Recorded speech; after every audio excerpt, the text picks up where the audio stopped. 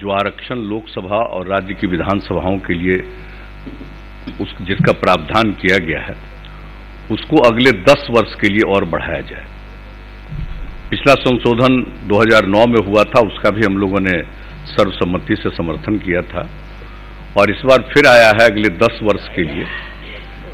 यानी इस बार जो 25 जनवरी 2020 तक ये था, अब 10 साल और बढ़ करके 25 जनवरी 2030 तक के लिए संशोधन हुआ है और उसी का राजकीय संकल्प का प्रस्ताव यहाँ रखा गया है।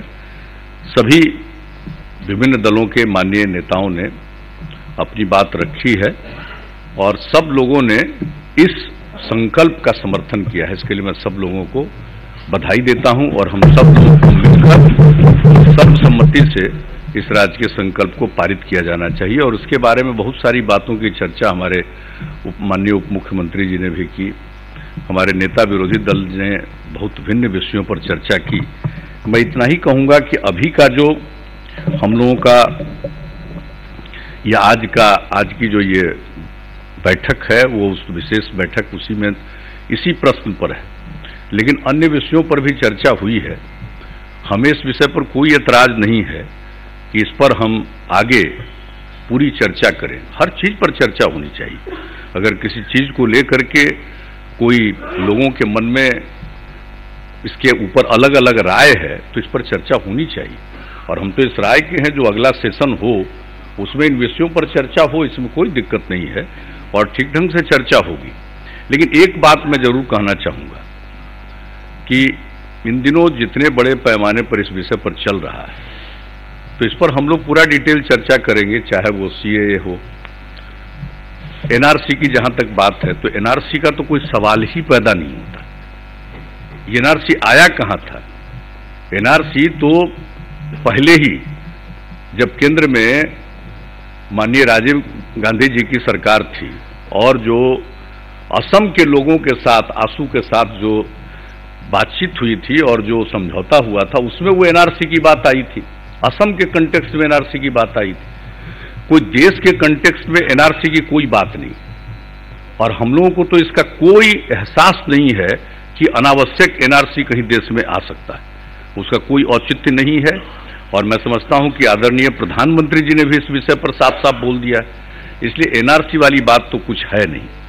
अब रही बात जो इन दिनों जो जनगणना की बात चल रही है उसको लेकर के, तो जो 2010 में हुआ था एनपीआर की बात, तो राज्यों से लिया गया था। तो एनपीआर जो 2010 में हुआ था उसके बारे में तो राज्य सरकार ने पहले से सहमति दी है, लेकिन अब ये बात आ रही है कि भाई एनपीआर में अन्य चीजों के बारे में पूछा जा रहा है। तो जहां तक सवाल है मैं स्पष्ट रूप से कहना चाहता हूं कि देखिए, चूंकि हमारी पूरी की पूरी सब लोगों की सहमति से जल जीवन हरियाली अभियान की शुरुआत हुई और इसके लिए दोनों सदनों के सभी दलों के माननीय सदस्य, माननीय अध्यक्ष बिहार विधानसभा ने और माननीय कार्यकारी सभापति बिहार विधान परिषद ने विधानसभा और विधान परिषद के सभी लोगों को आमंत्रित किया था।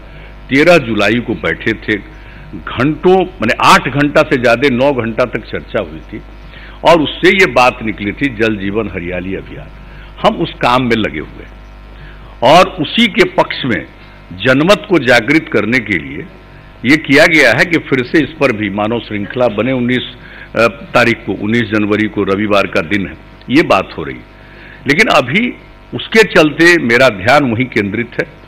मैं इतना जरूर कहूंगा कि जब भी चाहेंगे हम भी इस बात के लिए सहमत होंगे कि इस विषय पर जरूर विचार विमर्श हो। अगर सदन में बातचीत करना चाहते हैं तो सदन में चर्चा होनी चाहिए और सदन में चर्चा हो, सब लोग अपनी बात रखेंगे, इसमें हमको कोई दिक्कत की बात नहीं रही। लेकिन जो बात जहां तक है, जो जनगणना की बात चल रही है, आज से नहीं, हम लोग भी बहुत पहले से इस बात के पक्षधर हैं कि एक बार जरूर कास्ट बेस्ड जनगणना होनी चाहिए।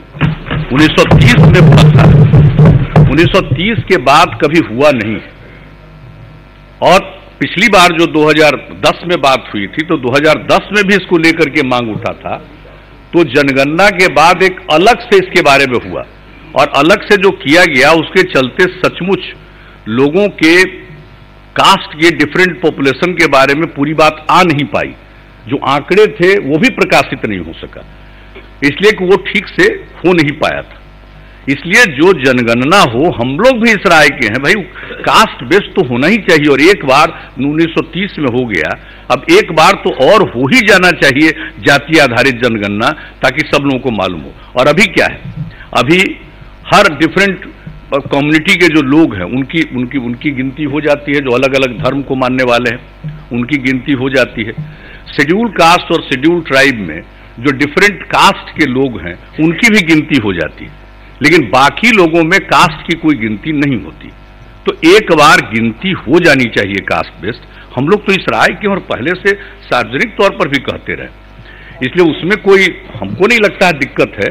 लेकिन अगर सदन आगे जब बैठे तो उसमें हम लोग इस सब चीजों पर चर्चा करेंगे और अपनी राय कम्युनिकेट भी करेंगे।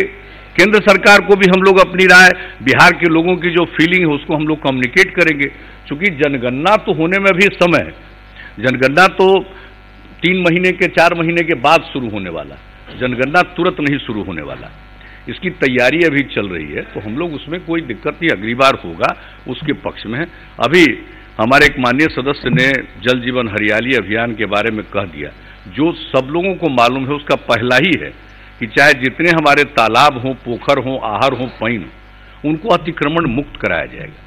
वो काम किया जा रहा है। लेकिन अभी इस यात्रा के सिलसिले में यह बात आई कि बहुत सारे तालाब या पोखर हैं या कुछ ऐसी जगह पर है जिसमें कोई गरीब गुरबा तबका का लोग, खास करके अनुसूचित जाति के लोग, इस तरह के गरीब गुरबा लोग जिनको कोई जगह नहीं थी उसके बगल में बसे हुए।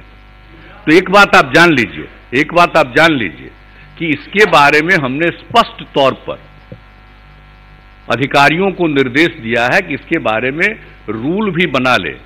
हम लोगों को सब इस तरह के चीजों को अतिक्रमण से मुक्त करना है। लेकिन वैसे लोग जो गरीब गुरबा लोग वहां पर बसे हुए थे, उनके पास कोई जगह नहीं थी, वहीं पर वो बस गए, वैसे लोगों को अन्य स्थान पर बसाया जाए और उसके साथ उसको अतिक्रमण से मुक्त कराया जाए। अतिक्रमण मुक्ति आपके पर्यावरण के लिए और जो जलवायु परिवर्तन हो रहा है उसके दृष्टिकोण से बहुत आवश्यक है। लेकिन उसके लिए कोई आदमी ऐसा न हो कि आज रहने की जगह है, कल उसको रहने की जगह न रहे। उसके लिए रहने की जगह का तो इंतजाम करना ही चाहिए। तो ऐसा नहीं है कि सारे अतिक्रमण पर वैसे ही लोगों का कब्जा है, ऐसा नहीं है। चंद जगहों पर इस तरह की कुछ बात है, तो वैसी जगहों के बारे में भी हमने स्पष्ट रूप से कहा कि भाई इस पर, इसके लिए सब जगह का सर्वेक्षण करके देख लीजिए और वैसे लोगों को अन्य स्थान पर बसाया जाना चाहिए। ये बात हमने साफ तौर पर कहा, इसलिए इसमें कोई मतभेद नहीं है।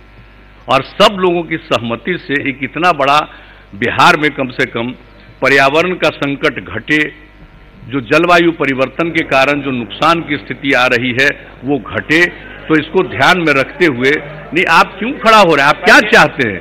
क्या चाहते हैं क्या कि वो इन सब चीजों को अतिक्रमण मुक्त नहीं कराया जाए?